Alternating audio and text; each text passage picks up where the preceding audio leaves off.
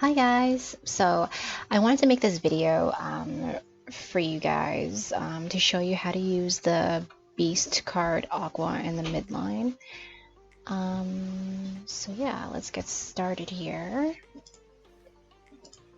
So the first round, I was very lucky in the card draw, and I was able to draw two of the cards from my midline. Two of the beast cards from my midline. And as we know, this is very powerful against a plant because beasts do 15% more damage to plant axes. And I was also able to draw the Cactus, and you can see the damage that the opponent's tank had to take.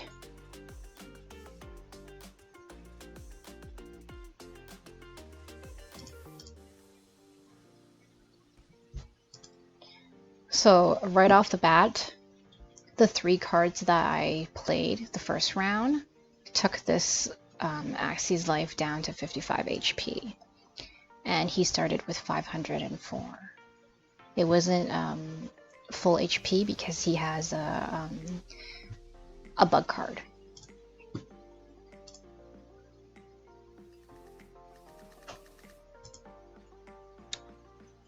So here is where I'm down to only 2 after playing 3 cards in the first round. And I made the mistake of using both my cards here.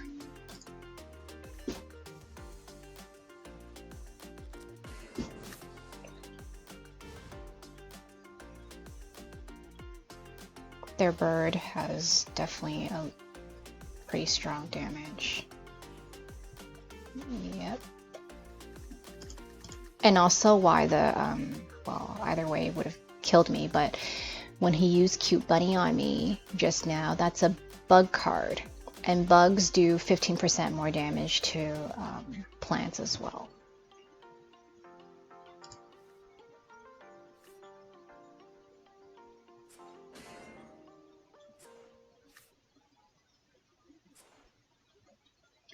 So luckily my Aqua survives that one. And the important thing to note also is that I used Goldfish. So whenever someone attacks me, Goldfish helps me speed up for the next round. And look at the turns up here. My Axie, the midline Axie was able to speed up because of the Goldfish. And look at the life that it has. It's very little life that has left, very little shield. I'm probably a one-shot KO. However, me being able to go first, my Axie being able to go first, will give me the advantage to deploy whatever card draw I get. If I am very unlucky and I get 0 card draw, well, GG, at least, yeah. But in this turn, I'm pretty sure I did draw something. Yes, so I do draw the Goldfish. So I get to attack this guy at least one time and finish him off with my second Aqua. So then it leaves a 1v1 situation for... Okay, I was wrong. I thought that the Aqua, my Aqua B midline beast was gonna blah blah blah. I thought that my midline Aqua was going to die that turn, but it turns out it didn't. So I get even one more turn of value out of the Aqua.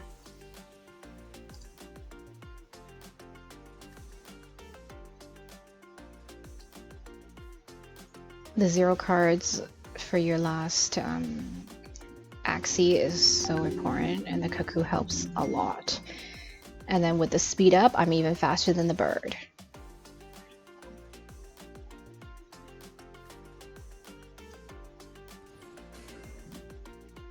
And that's how to do it. So this was a very hard team to come up against. As you can see, the snail shell in their backs, and both their tank and their midliner. And can anyone else spot why this team might be difficult for an Aqua team to face up against? Yes, right here. Not only does this guy have Chomp, which is a stun, he has Stale Shell, which is another stun. He also has Fish Snack.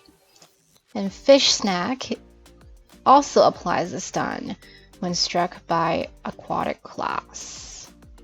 So this was definitely fun to play against. So first round, usually if I come up against a tank that has Sirius, I try to deploy all my energy, even though I may not have the best draws, but it's better that I am able to utilize my tank instead of them stealing my energy. And it really helps that I have the Aquas both have 0 cost cards.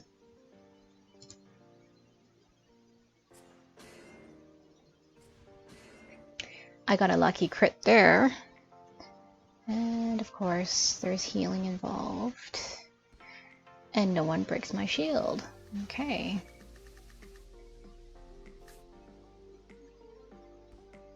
I knew the beast was going to come out to play soon, so it was important to put that pumpkin on.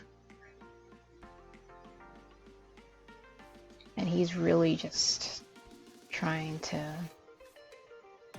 use as many cards to take me off as possible. Okay.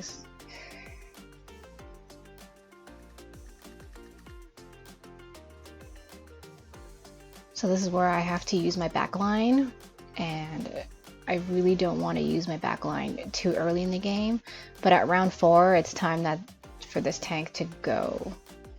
And not only do I have to work through the tank, I have to work through this horrible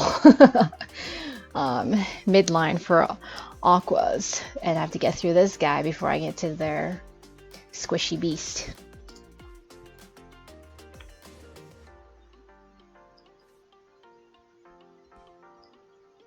Yep, I get stunned.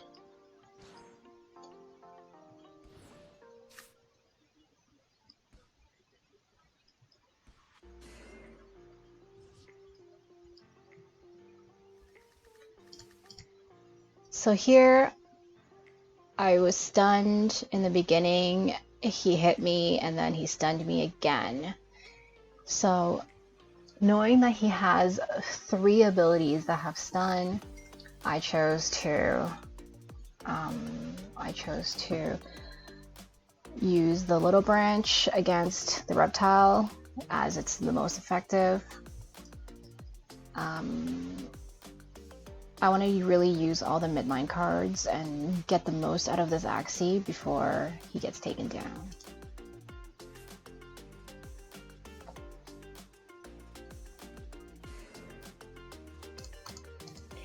And it's also important for me to clear the stun, because if this stun stays on and I didn't use this Nimo card to clear it, then the next attack they do will bypass the shield that I have. It's not much, it's only 25 shield, but since I had it, there's also a chance that I can redraw the Nimo once I've used it.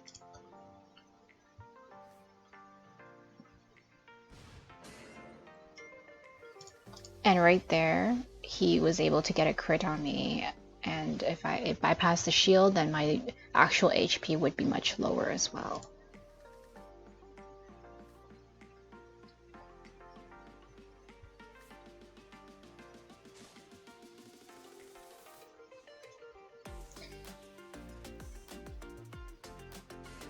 And I get stunned again.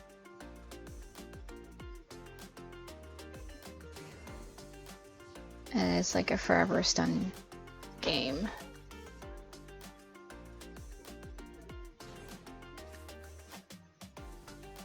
However, sometimes passing is not a bad thing.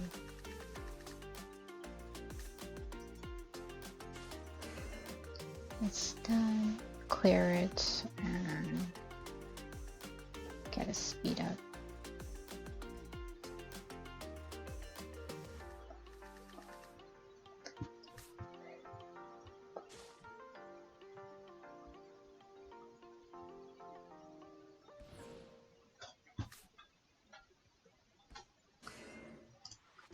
So luckily that beasts don't, do a 15% minus damage to aquas. So I'm able to survive this round even with 2 critical strikes.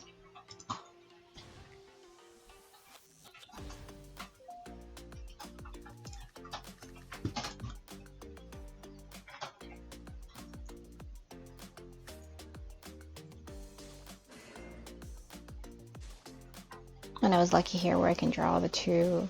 Well, either way, he would have died with 3 aqua cards because the beasts are super squishy. But the most important is to also look at the bar up here, whose turn is going next, and what's the axis that you're facing.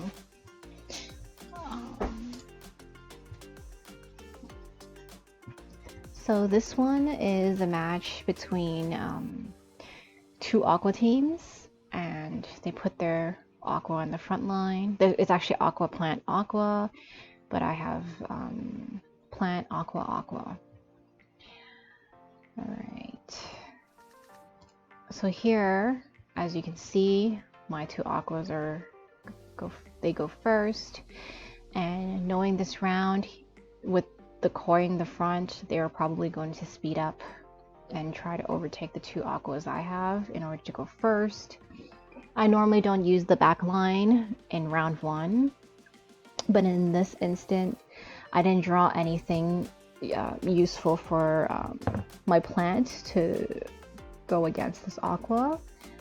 So I used the back line in order to save the cards, the midline cards for later for the plant. And here I speed up with the double koi and expand on my energy because the plant here has serious. So it's like if you draw the cards, you might as well play it.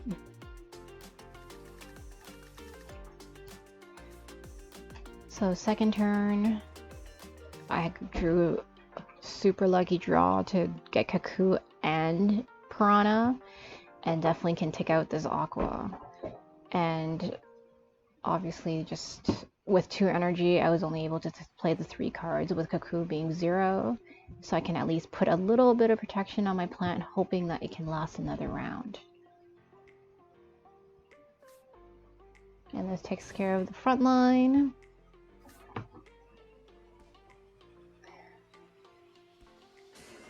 And there are no special damages there. And this was only slightly raised. And I survive another round! Okay. So this round, I'm finally get to use my midline, double risky fish, awesome draw with the 2 energy anyway. However, I do bite into the pumpkin. But even if I didn't use it, he would steal my energy, so maybe a pumpkin would have been a better play there.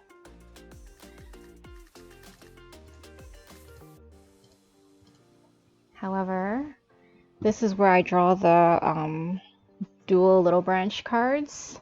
However, I made the mistake of putting Nimo first, so I didn't get the attack plus for my beast cards on the plant, which would have been pretty deadly.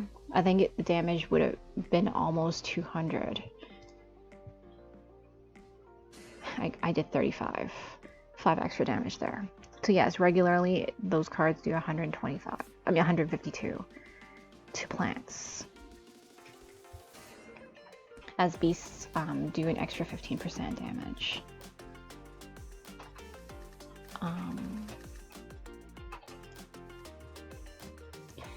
So here I finish off the plant with the Piranha, which I thought I actually did, but unfortunately it wasn't the case, and I overcommitted with the cards.